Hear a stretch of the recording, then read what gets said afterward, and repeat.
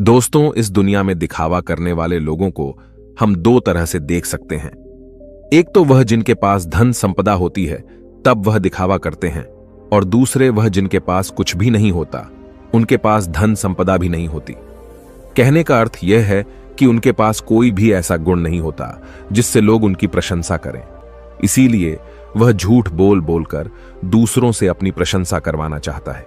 वह दिखावा करता है कुछ होने का, लेकिन उसके अंदर कुछ होता नहीं है। जो लोग अपने गुण या फिर अपनी धन संपदा के कारण दिखावा करते हैं, वह अहंकार के शिकार हो जाते हैं। उनके अंदर अहंकार फूट फूट कर भर जाता है। उन्हें खुद पता भी नहीं चलता, लेकिन धीरे धीरे यही अहंकार उनके जीवन का मजा छीन लेता है। और जो लोग कुछ गुण या फिर धन संपदा न होते हुए भी दिखावा करते हैं, ऐसे लोग जीवन में हमेशा दुखी रहते हैं। क्योंकि ऐसे इंसानों की सच्चाई कभी न कभी तो सामने आ ही जाती है, तो उन पर कोई विश्वास नहीं करता, कोई भरोसा नहीं करता, और इस दुनिया में कोई भी उनका अपना नहीं होता। उसके घर वाले, उसके माता पिता तक उस पर भरोसा नहीं करते हैं, क्योंकि उसकी दिखावा करने की आदत सबकी नजरों में उसे नीचा बना देती है। आज की जो कहानी मैं आप लोगों को सुनाने वाला हूं, वह एक ऐसे व्यक्ति की कहानी है जो दिखावा करने की वजह से परिस्थितियों में फंसता चला जाता है, और आखिरकार उसका परिणाम क्या होता है, यह तो आपको इस कहानी में ही सुनने को मिलेगा। और साथ के साथ आप इस कहानी में यह भी जानेंगे कि दिखावा करने वाले लोगों से किस प्रकार अपने आप को बचाया जाए, या फिर आप खुद दिखावा करने से कैसे बचें। यह सब आपको इस कहानी में सुनने को मिलेगा। इससे पहले कि आप इस कहानी में खो जाएं, इस चैनल को सब्सक्राइब करके बेल नोटिफिकेशन को जरूर दबा देना। कभी कभी जीवन आपको बड़ी मुश्किल में डाल देता है। ऐसे ही मुश्किल में राजेश नाम का एक युवक फंसा हुआ था। उसे अपने घर से निकले हुए बहुत समय हो गया था। कई महीने बीत चुके थे। वह अपने घर से यह कहकर निकला था कि मैं नगर में कमाने के लिए जा रहा हूं, लेकिन बहुत समय बीतने के बाद भी उसे कोई काम नहीं मिल रहा था। इसीलिए उसने निश्चय किया कि वह किसी भी तरीके से अपनी कमाई का साधन बनाकर रहेगा। उसने अपने ही जैसे 3-4 युवकों की टोली बना ली थी, और उन सबने योजना बनाई थी कि वह किसी भी धनवान व्यक्ति को बुद्धू बनाकर उसका धन उससे हासिल कर लेंगे। छल, कपट, झूठ और प्रपंच, यही राजेश और उसके साथियों के हथियार थे। उन्होंने योजना तो बना ली थी, लेकिन उन्हें यह समझ में नहीं आ रहा था कि वो अपने शिकार को ढूंढेंगे कैसे, और ढूंढने के बाद उसे बुद्धू बनाकर उसका धन कैसे लूटेंगे। आखिरकार उन चारों ने योजना बना ली। उनकी योजना थी कि वह किसी ऐसे स्थान पर जाएंगे जहां पर बहुत सारे अमीर लोग आते हों, और वहां पर उन अमीरों में जो भी आदमी सबसे ज्यादा दिखावा करेगा, उनका शिकार वही होगा। उन्होंने नगर में एक ऐसी जगह ढूंढ ली थी जहां पर नगर के ज्यादातर अमीर लोग जुआ खेलने के लिए आते थे। उन चारों की योजना थी कि वह एक ऐसा नाटक रचेंगे जिसमें राजेश किसी नगर का महाराज कहलाया जाएगा, और उसके सभी साथियों में से 2 साथी उसके अंगरक्षक होने का अभिनय करेंगे। सिर्फ राजेश ही नहीं था जो राजा होने का दिखावा कर रहा था, उसके साथ उसका दूसरा साथी भी था जो किसी दूसरे नगर का राजा होने का दिखावा कर रहा था। आखिर उनकी योजना क्या थी, यह आपको कुछ देर में पता चल जाएगा। अगले दिन से सुबह सुबह सारे लोग अपने पात्र के हिसाब से वस्त्र धारण करके उस जगह पहुंचे जहां पर शहर के ज्यादातर अमीर लोग जुआ खेलने के लिए आते थे। राजेश उस जगह पर एक नगर का महाराज बनकर पहुंचा था, जिसके पीछे उसके साथी अंगरक्षक साथ साथ चल रहे थे। सब अमीर लोगों की नजर उन पर टिकी हुई थी, क्योंकि राजेश उन सब में सबसे ज्यादा अमीर लग रहा था। उसकी वेशभूषा बेशकीमती लग रही थी, बेहद आकर्षक लग रही थी, जिससे सभी लोग उसकी तरफ आकर्षित हो गए थे। कुछ समय बाद राजेश एक ऐसी जगह पर जाकर बैठा जो सिर्फ बहुत जरूरी लोगों के लिए बनी हुई थी। जब राजेश वहां पर जाकर बैठा तो उसके अंगरक्षक वहीं उसके पास खड़े हुए थे। सब आपस में चर्चा करते हुए एक दूसरे से पूछ रहे थे कि ये किस नगर के महाराज हैं। उसी भीड़ में राजेश का एक और साथी मौजूद था। उसने उन सबको संबोधित करते हुए बताया कि राजेश किसी बड़े नगर का बड़ा महाराज है, और सबने उसकी बात पर यकीन कर लिया। अब वह अमीर लोग जो ज्यादातर दिखावा करते थे, जो किसी बड़े आदमी से अपना सम्मान सुनने के लिए तरसते रहते थे, ऐसे लोग राजेश के आसपास मंडराने लगे थे। वह राजेश को किसी बड़े नगर का महाराज समझ रहे थे, और वह यह सोच रहे थे कि अगर इनसे हमारा परिचय हो गया तो हो सकता है भविष्य में यह महाराज हमारे कुछ काम आ जाए। थोड़ी देर बाद वहां पर दूसरा राजा भी पहुंचा, जो राजेश का ही एक साथी था, और वह भी राजेश की तरह राजा होने का दिखावा कर रहा था। वह दूसरा राजा राजेश के ठीक सामने आकर बैठ गया। कुछ देर एक दूसरे से बात करने के बाद दोनों ने जुआ खेलने का निश्चय किया। कुछ समय बाद जुए की बड़ी बड़ी बाजियां खेली जाने लगी और राजेश, जो किसी नगर का महाराज होने का दिखावा कर रहा था, वह इस जुए में बहुत बड़ी रकम हार गया।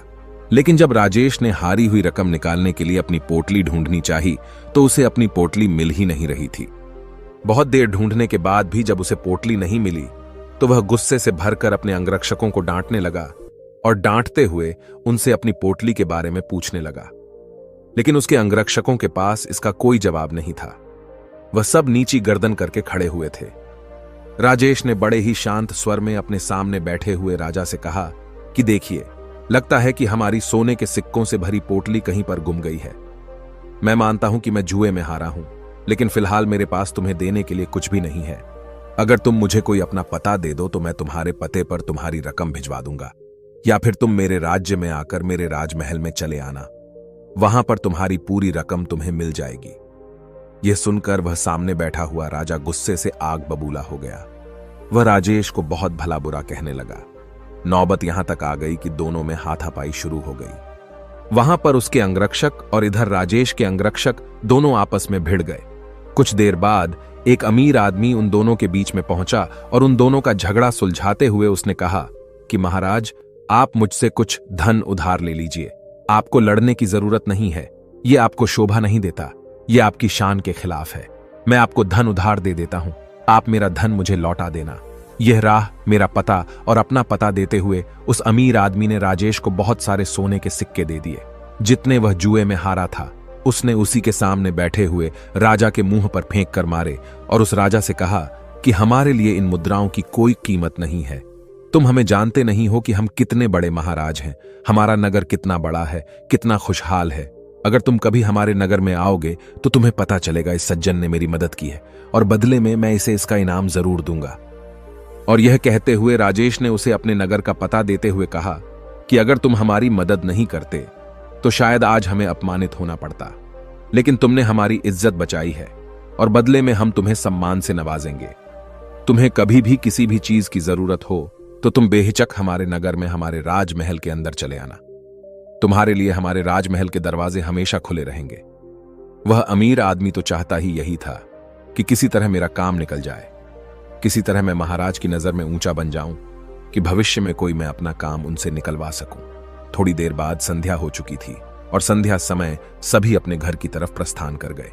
राजेश ने भी उस अमीर आदमी से जाने के लिए आज्ञा मांगी और कुछ समय में उसका धन वापस लौटाने का वादा करते हुए राजेश वहां से अपने अंगरक्षकों के साथ प्रस्थान कर गया।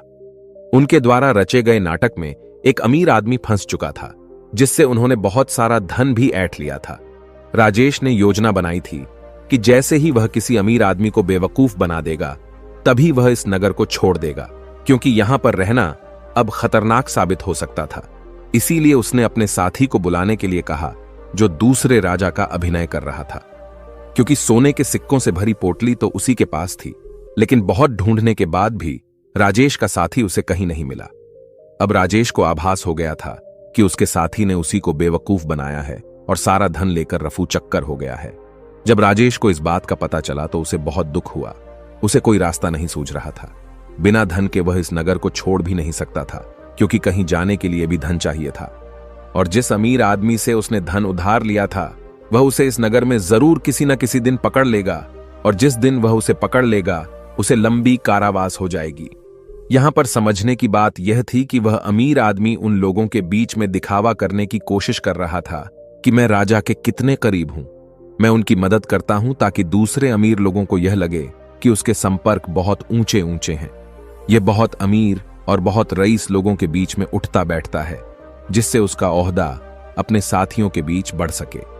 इसीलिए उसने दिखावे की वजह से राजेश रूपी राजा को वह धन उधार दे दिया था।